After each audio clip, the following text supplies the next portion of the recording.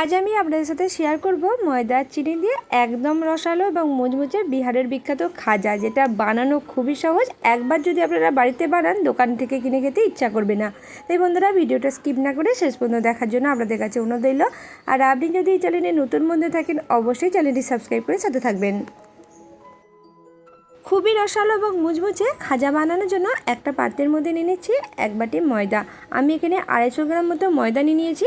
এবার এই ময়দার মধ্যে দিয়ে দিচ্ছি অল্প পরিমাণে লবণ। আমি এখানে 1 চামচের 4 ভাগের 1 ভাগ লবণ এই ময়দার মধ্যে দিয়ে দিলাম। এবার এই লবণটা ময়দার মধ্যে খুব ভালোভাবে মিশিয়ে নিচ্ছি। লবণ ময়দার মধ্যে খুব ভালোভাবে মিশিয়ে নিলাম। এবার এই ময়দার মধ্যে অল্প অল্প করে ঠান্ডা জল দিয়ে খুব ভালোভাবে মিশিয়ে নিচ্ছি। আর খাজা তৈরি করার জন্য এই ময়দার ডোয়ের মধ্যে কোনো রকমভাবে ময়ান ব্যবহার করা যাবে না, সেক্ষেত্রে কিন্তু এই খাজাগুলো অতটা ভালো হবে না। আর এই খাজা তৈরি করার জন্য অল্প অল্প করে জল দিয়ে এই ময়দার ডোটা তৈরি করে নিতে হবে। আর মিডিয়ামের তুলনায় একটু শক্ত করে এই ময়দার ডোটা মেখে নিতে হবে। ময়দার মধ্যে অল্প অল্প করে ঠান্ডা জল দিয়ে ময়দার এই ডোটা মিডিয়ামের তুলনায় একটু শক্ত করে মেখে নিয়েছি। আর এই ময়দার ডোটা 10 মিনিট মতো ঢাকা দিয়ে রেখে দেবো। তারপর দেখবেন এই ময়দার ডোটা আগের তুলনায় অনেকটা নরম হয়ে যাবে।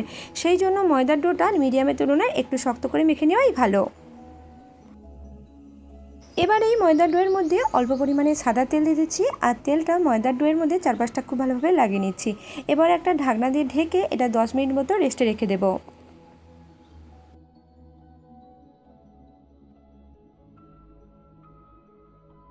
এবার একটা পাত্রের মধ্যে নিয়ে নিচ্ছি 2 চামচ বনস্পতি। এবারে 2 চামচ বনস্পতির জন্য দিয়ে দিচ্ছি 2 চামচ ময়দা। এবারে ময়দা এবং বনস্পতি একসাথে খুব ভালোভাবে মিশিয়ে নিয়ে একটা ব্যাটার তৈরি করে নিচ্ছি।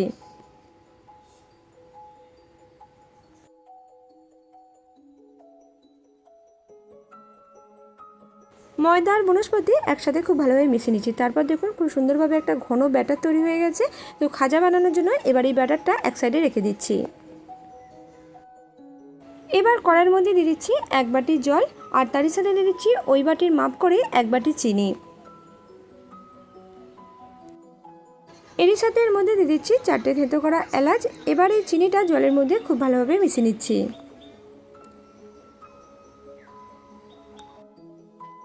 চিনি জলের মধ্যে খুব ভালোভাবে মিশিয়ে নিয়েছি। তারই সাথে দেখুন জলটা খুব ভালোভাবে গরম হয়ে গেছে, জলটা ফুটতে শুরু করেছে। এবার এর মধ্যে দিয়ে দিচ্ছি অল্প পরিমাণে অরেঞ্জ ফুড কালার। খাজাগুলোর মধ্যে যাতে সুন্দর একটা রং আসে আর দেখতে অনেকটাই ভালো লাগে, তার জন্য আমি এখানে অল্প পরিমাণে অরেঞ্জ ফুড কালার ব্যবহার করছি। আপনারা চাইলে এই ফুড কালারটা নাও দিতে পারেন। ফুড কালার দেওয়ার পর চিনির রসটা গ্যাসের ফ্লেম মিডিয়ামে রেখে মোটামুটি 2 মিনিট মতো ফুটিয়ে নিয়েছি। তারপরে চিনির রসটার মধ্যে দেখবেন অনেকটাই আঠালো ভাব চলে আসবে। এবার গ্যাসের ফ্লেম বন্ধ করে এই চিনির রসটা ঠান্ডা করে নেব। এবার পাথরের মধ্যে বেশ কিছুটা পরিমাণে সাদা তেল নিয়ে খুব ভালোভাবে লাগিয়ে নিচ্ছি। তারই সাথে বেলির মধ্যে সাদা তেলটা খুব ভালোভাবে লাগিয়ে নিলাম। এবার যে ময়দার ডোটা আগে থেকে মেখে রেখেছিলাম সেই ময়দার ডোটা নিয়ে নিয়েছি। আর ময়দার ডোটা হাত দিয়ে চেপে চেপে চারপাশটায় খুব ভালোভাবে চাড়িয়ে নিচ্ছি। আর এটাকে চৌকো করে নিচ্ছি।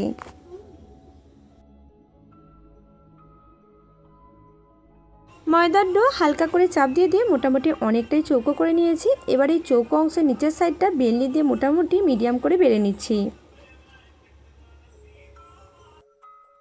তো দেখুন নিচের সাইডটা হালকা করে প্রেস দিয়ে দিয়ে অনেকটাই বেলে নিয়েছি। এবার ওপর সাইডটার দিকে একটু ঠেলে দিচ্ছি। আর এটা যাতে সমান হয়, একদম মিডিয়ামের থেকে একটু পাতলা হয়, তার জন্য ওপর নিচে ঠেলে ঠেলে এইভাবে আমি বেলে নিচ্ছি।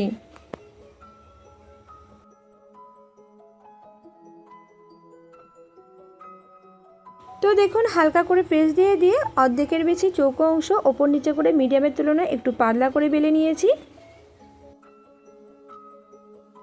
এবার আগে থেকে যে ময়দা এবং বনস্পতির ব্যাটারটা তৈরি করেছিলাম সেই ব্যাটারটা পরিমাণ মতো এর মধ্যে দিয়ে দিচ্ছি এবং খুব ভালোভাবে চারপাশটা লাগিয়ে নিচ্ছি।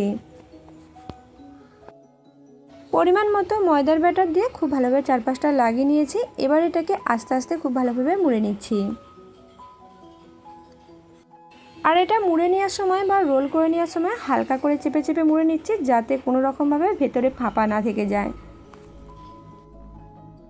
তো যতটুকু অংশ বেলে নিয়েছিলাম এবং ময়দার ব্যাটার লাগিয়ে নিয়েছিলাম ঠিক ততটুকু অংশ খুব ভালোভাবে রোল করে নিয়েছি। এবার বাদ বাকি চৌকো অংশ একইভাবে মিডিয়ামের তুলনায় একটু পাতলা করে বেলে নিচ্ছি। বাকি চোখো অংশটা মিডিয়ামের তুলনায় একটু পাতলা করে বেলে নিলাম। এবার এর মধ্যেও ময়দার ব্যাটারটা দিয়ে দিয়েছি এবং খুব ভালোভাবে ময়দার ব্যাটারটা চারপাশে লাগিয়ে নিচ্ছি। বেলে নেওয়া অংশের মধ্যে পরিমাণ মতো ময়দার ব্যাটার লাগিয়ে নিয়েছি। এবার এটাকেও খুব ভালোভাবে চেপে চেপে রোল করে নিচ্ছি। সব অংশটাই হালকা করে চেপে চেপে খুব ভালোভাবে রোল করে নিলাম। এবার এই রোল অংশের মধ্যে অল্প পরিমাণে ময়দা ছড়িয়ে দিচ্ছি। তো বেশ কিছুটা পরিমাণে ময়দা এই রোল অংশের মধ্যে ছড়িয়ে দিলাম। এবার এটাকে আরও একটু পাকি পাকি লম্বা করে নিচ্ছি।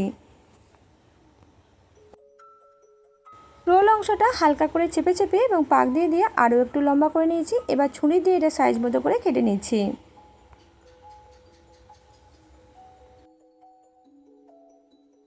রোল অংশ থেকে ছুরি দিয়ে সাইজ মতো করে সব অংশগুলো কেটে নিয়েছি। এবার এগুলোকে গোল করে নিচ্ছি এবং দু সাইডটা হালকা করে চেপে দিচ্ছি।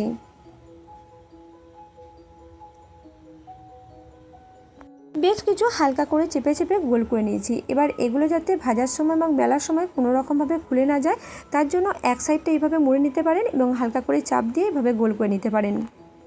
এইভাবে যদি লেচির এক সাইডটা মুড়ে নেন এবং ওপর সাইডটা হালকা করে প্রেস করে নেন তাহলে কিন্তু বেলে নেওয়ার সময় বা ভাজার সময় কোনো রকমভাবেই খাজাগুলো খুলে যাবে না। এবার একটা করে লেচি নিয়ে নিচ্ছি, হালকা করে চেপে চেপে এগুলো মিডিয়াম করে বেলে নিচ্ছি। একে একে সব লেচিগুলো বেলে নিয়েছি। এবার এগুলো ভেজে নেব। তার জন্য তেলটাকে মিডিয়াম করে গরম করে নিয়েছি। এবার গ্যাসের ফ্লেম লো টু মিডিয়াম রেখে একে একে বেলে নেওয়া লেচিগুলো এর মধ্যে ছেড়ে দিচ্ছি। আর এই খাজাগুলো যাতে খুবই মুচমুচে হয় এবং কোনো রকমভাবে ফোলা ফোলা না হয় তার জন্য তেলটাকে কোনোভাবেই খুব বেশি গরম করা যাবে না।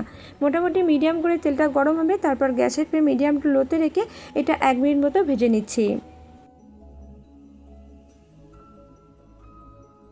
গ্যাসের ফ্লেম মিডিয়াম টু লোতে রেখে মোটামুটি 1 মিনিট মতো এগুলো ভেজে নিয়েছি। তারপর দেখুন এগুলোর মধ্যে থেকে কতটা সুন্দরভাবে স্তর ছেড়ে গেছে।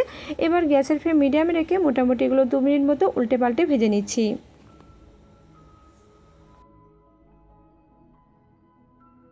তো গ্যাসের ফ্লেম মিডিয়ামে রেখে 2 মিনিটের একটু বেশি সময় ধরে এই খাজাগুলো উল্টে পাল্টে খুব ভালোভাবে ভেজে নিয়েছি। তারপর দেখুন এগুলোর মধ্যে কতটা সুন্দর একটা ভাজার রং চলে আসছে। এবার এগুলো ছাঁটা দিয়ে ছেঁকে তেলটা খুব ভালোভাবে ঝরিয়ে নিয়েছি।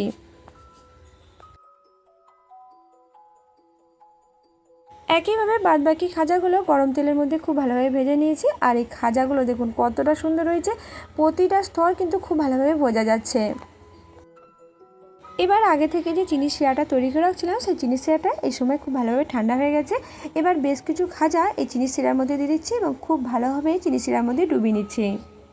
চিনি শিরার মধ্যে উল্টে পাল্টে এই খাজাগুলো খুব ভালোভাবে ডুবিয়ে নিলাম। এবারে চিনি শিরা থেকে একে একে খাজাগুলো তুলে নিচ্ছি আর বাদ বাকি যে খাজাগুলো আছে সেগুলো এই চিনি শিরার মধ্যে ডুবিয়ে নিচ্ছি। বাদবাকি সব খাজাগুলো চিনি শিরার মধ্যে খুব ভালোভাবে ডুবিয়ে নিয়ে একটা পাত্রের মধ্যে তুলে নিয়েছি। এবার এগুলো দেখতে যাতে সুন্দর লাগে তার জন্য বেশ কিছুটা পরিমাণে পেস্তা বাদাম কুচি এর উপরে ছড়িয়ে দিচ্ছি। তো এবার দেখুন এই খাজাগুলো দেখতে কতটা সুন্দর লাগছে আর এই খাজাগুলোর প্রতিটা স্তর কতটা সুন্দরভাবে বোঝা যাচ্ছে। এবার একটা খাজা আমি ভেঙে দেখাচ্ছি। দেখুন এই খাজাটা কতটা খাস্তা হয়েছে আর এই খাজাটা কতটা লেয়ারযুক্ত। তো বাড়িতে এইভাবে একবার বিহারের বিখ্যাত খাজা আপনারা বাড়িতে বানিয়ে দেখতে পারেন। আর রেসিপিটি আপনাদের কেমন লাগলো অবশ্যই কমেন্ট করে জানাতে ভুলবেন না। আজকের মতো ভিডিওটা এখানেই শেষ করছি। আপনারা অনেক অনেক সুস্থ থাকবেন এবং ভালো থাকবেন।